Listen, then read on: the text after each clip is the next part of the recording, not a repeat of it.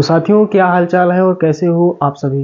दोस्तों, आशा करता हूं कि आप सभी लोग अच्छे होंगे और बोर्ड एग्ज़ाम की तैयारी आप सभी लोग अच्छे से कर रहे होंगे। तो दोस्तों, देख पा रहे हैं यहाँ पर द्विघात समीकरण का एक यहाँ पर अच्छा सा सवाल लिखा हुआ है। दोस्तों, ऐसे सवाल बोर्ड एग्ज़ाम में 4 नंबर या फिर 6 नंबर के लिए पूछे जाते हैं। लिखा हुआ है, दो वर्गों के क्षेत्रफलों का योग 468 मीटर स्क्वायर है। यदि उनके परिमापों का अंतर 24 मीटर हो तो दोनों वर्गों की भुजाएं ज्ञात कीजिए। तो यहाँ पर दोस्तों हमें दोनों वर्गों की भुजाएं यहाँ पर ज्ञात करनी है। भुजाओं का यहाँ पर हमें मान यहाँ पर ज्ञात करना है। तो चलिए दोस्तों शुरुआत करते हैं। दोस्तों, यहाँ पर सबसे पहले लिखेंगे हल, दोनों वर्गों की भुजाएं ज्ञात कीजिए। तो यहाँ पर हम दोनों वर्गों की भुजाएं अलग अलग मान लेते हैं। तो यहाँ पर लिखेंगे माना पहले वर्ग की भुजा। यहाँ पर सवाल में दिया है कि दोनों वर्गों की भुजाएं, यानी यहाँ पर दो वर्ग हैं, दो वर्ग अलग अलग दिए हैं। तो यहाँ पर हम मान लेते हैं माना पहले वर्ग की भुजा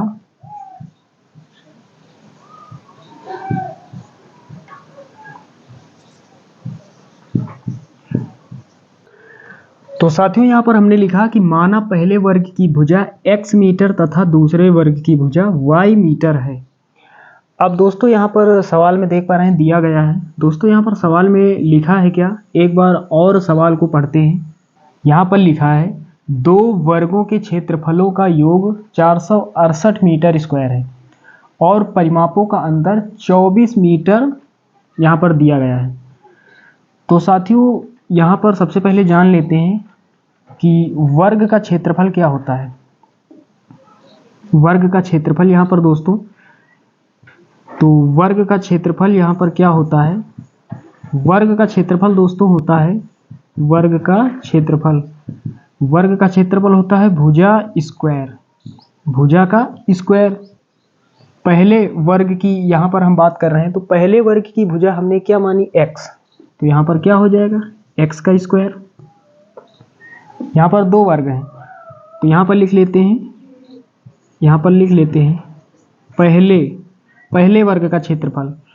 तो भुजा स्क्वायर होता है वर्ग का क्षेत्रफल, और पहले वर्ग की हमने भुजा क्या मानी, x, यानी x स्क्वायर। उसी प्रकार यहाँ पर दूसरे वर्ग का क्षेत्रफल,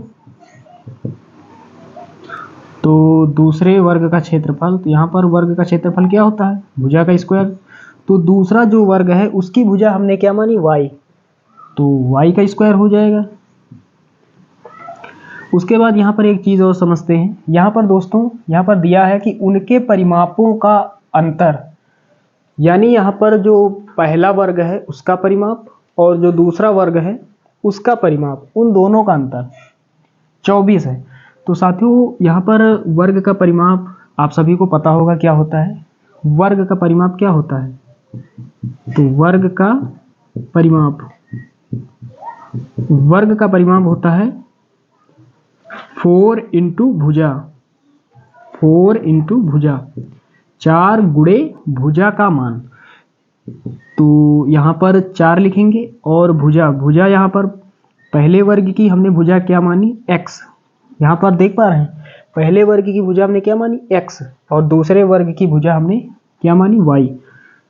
तो पहले वर्ग का परिमाप क्या हो जाएगा, 4x हो जाएगा, यानी 4 इंटू भुजा, और दूसरे वर्ग का परिमाप क्या हो जाएगा, 4 इंटू भुजा हमने दूसरे वर्ग की भुजा क्या मानी, y, तो 4 इंटू y, यानी 4y हो जाएगा। तो दूसरे वर्ग का परिमाप क्या हो जाएगा, 4y। तो ये आपको दोस्तों समझ में आया होगा। तो पहले वर्ग का परिमाप 4x और दूसरे वर्ग का परिमाप 4y। चलिए अब यहाँ पर आगे हल करते हैं और इसे हटा देते हैं। लिखेंगे प्रश्नानुसार, यानी प्रश्न के अनुसार अब हम आगे सवाल को हल करेंगे। तो यहाँ पर सवाल में दोस्तों प्रश्न जो है यहाँ पर हमसे कह रहा है कि दो वर्गों के क्षेत्रफलों का योग। तो पहले वर्ग का क्षेत्रफल यानी भुजा स्क्वायर, तो पहले वर्ग की भुजा हमने क्या मानी, x, तो यहाँ पर x का स्क्वायर हो जाएगा, प्लस यहाँ पर लिखा है योग, योग का मतलब प्लस, दूसरे वर्ग की भुजा हमने क्या मानी, y, तो वाई स्क्वायर लिखेंगे यानी भुजा का स्क्वायर बराबर कितना है 468 है। इसको हम समीकरण नंबर 1 मान लेंगे। और एक शर्त यहाँ पर और दी गई है, यहाँ पर लिखेंगे तथा एक शर्त और यहाँ पर दी गई है, उनके परिमापों का अंतर। तो पहले वर्ग का परिमाप क्या हो जाएगा 4x, अंतर यहाँ पर है तो माइनस लगाएंगे।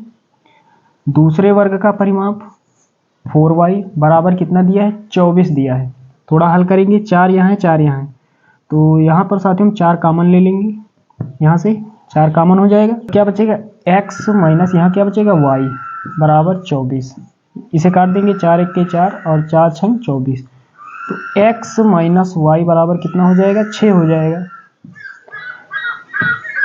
इसे थोड़ा हम और आगे लिख सकते हैं, या हम लिख सकते हैं x बराबर y को उधर भेजेंगे तो ये y का मान प्लस में हो जाएगा, तो x बराबर क्या हो जाएगा 6 प्लस वाई, उधर जाएगा बराबर के उस तरफ की प्लस का y हो जाएगा।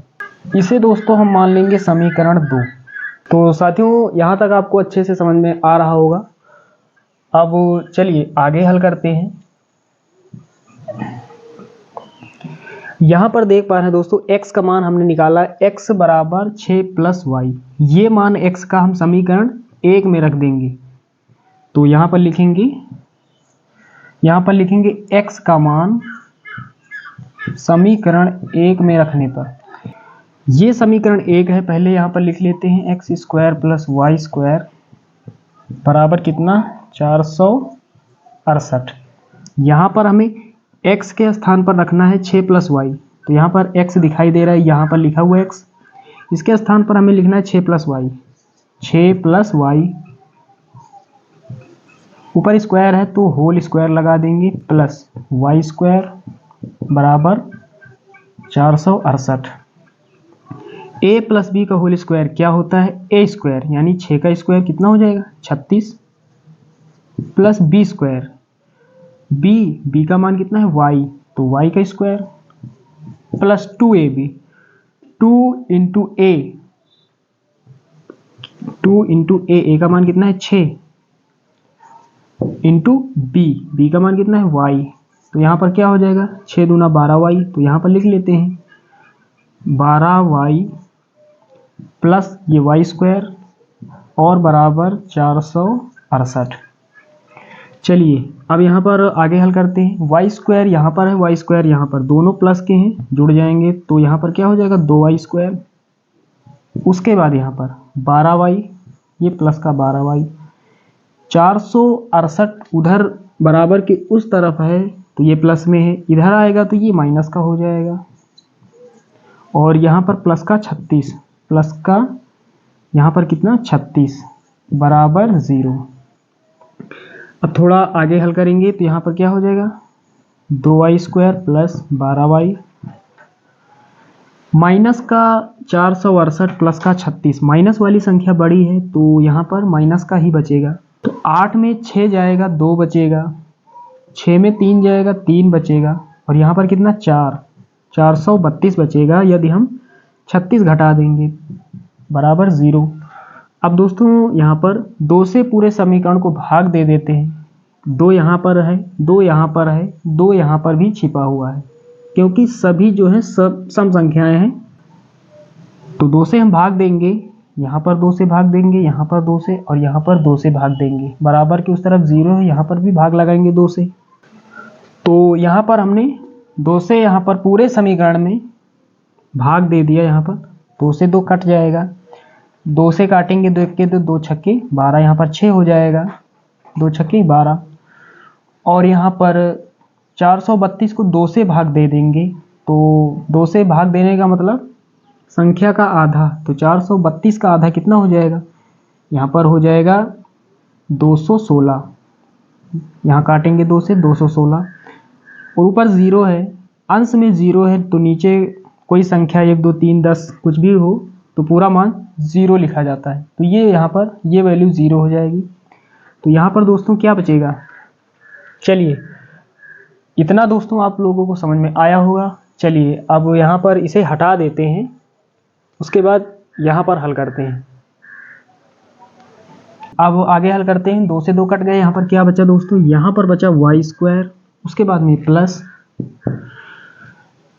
12 को 2 से भाग दिया हमने तो क्या यहाँ पर बचा 6y, माइनस 432 को 2 से भाग देंगे तो 216 और बराबर कितना 0। अब यहाँ पर दोस्तों ये समीकरण जो है ये द्विघात समीकरण के रूप में है। तो आप सभी को पता होगा कि द्विघात समीकरण को 2 तरीके से हल कर सकते हैं। पहले तो हमें ऐसी 2 संख्याएं ढूंढनी है जिनका हम आपस में गुणा करें तो हमें 216 प्राप्त हो जाए, और उन्हीं संख्याओं में बड़ी संख्या में छोटी को घटा दे तो हमें 6 प्राप्त हो जाए। और एक तरीका दोस्तों होता है श्रीधराचार्य का प्रयोग करके भी हम इस समीकरण को हल करते हैं। तो हमें गुणा करने पर 216 चाहिए और घटाने पर, यहाँ माइनस लगाओ, घटाने पर कितना चाहिए 6 चाहिए। तो यहाँ पर 2 संख्याएं कौन सी होंगी, यदि हम दोस्तों 18 में गुणा करते 12 से तो हमें कितना मिलेगा 216, और यदि हम 18 में घटा दे 12, 18 माइनस 12 यानी बड़ी संख्या में माइनस करते छोटी संख्या को तो हमें मिल जाएगा कितना, घटाने पर कितना चाहिए 6। चलिए 6 के स्थान पर ये रख सकते हैं हम 18 माइनस 12, और 216 को हम गुणनखंड के रूप में 18 गुणे 12 ये लिख सकते हैं। चलिए यहाँ पर हल करते हैं। तो यहाँ पर क्या हो जाएगा y² प्लस 6 के स्थान पर हमें लिखना है 18 माइनस 12, ये y लगाएंगे माइनस 216 बराबर 0। यहाँ पर हो जाएगा y² प्लस 18 का गुणा y से होगा तो 18y, माइनस लगाएंगे 12 का गुणा y से तो 12y, माइनस का 216 बराबर 0। अब दोस्तों यहाँ पर कॉमन लेंगे, एक पार्ट ये यहाँ पर बनेगा, यहाँ पर कॉमन लेंगे, और एक पार्ट ये यहाँ पर कॉमन क्या है y यहाँ है, y यहाँ है, y कॉमन लेंगे तो यहाँ पर स्क्वायर था y बचेगा प्लस y है अकेले, यहाँ पर y सिर्फ था तो हट जाएगा y, 18 बचेगा, माइनस यहाँ तो सबसे पहले माइनस कॉमन लेंगे। 216 को हम गुणनखंड के रूप में लिख सकते हैं 18 गुणे 12, तो 12 यहाँ पर भी है और 12 यहाँ पर भी है, तो हम 12 कॉमन ले लेते हैं। यहाँ पर क्या बचेगा 12 हट जाएगा, y बचेगा, माइनस था हमने कॉमन ले लिया प्लस बचेगा, और हमने दोस्तों कॉमन लिया 12, हमारे पास अभी ये 18 बचा बराबर 0। अब उसके बाद दोस्तों यहाँ पर देख पा रहे हैं फिर से यहाँ पर लिखा हुआ है y प्लस 18 यहाँ पर भी और y प्लस 18 यहाँ पर भी, तो y प्लस 18 दोनों स्थानों पर है तो y प्लस 18 हम कॉमन ले लेंगे। अब ये यहाँ से भी हट जाएगा, यहाँ से हट जाएगा, जो बचेगा इस ब्रैकेट में लिखेंगे, क्या बचा यहाँ पर y और ये माइनस का 12 बराबर 0। दोनों मान दोस्तों 0 के बराबर हैं तो दोनों को हल करेंगे। यहाँ पर y प्लस 18 जो है ये बराबर है 0, y बराबर ये प्लस में 18 उधर जाएगा तो ये माइनस का 18, दोस्तों ये माइनस में है तो इसे हम छोड़ देंगे, इसे हल करेंगे। y माइनस 12 बराबर 0, तो y बराबर उधर जाएगा तो ये प्लस का 12 हो जाएगा, ये दोस्तों प्लस में है तो ये मान y के लिए सही बिल्कुल यहाँ पर, क्योंकि ये प्लस में आ रहा है। तो साथियों y का मान हमें प्राप्त हो चुका। अब दोस्तों हमें मान चाहिए x का, तो x का दोस्तों हम मान कैसे निकालेंगे, y का मान समीकरण 1 में रखेंगे। समीकरण 1 हमने पहले लिखा था और हमने मिटा दिया है। चलिए अब लिखेंगे यहाँ पर y का मान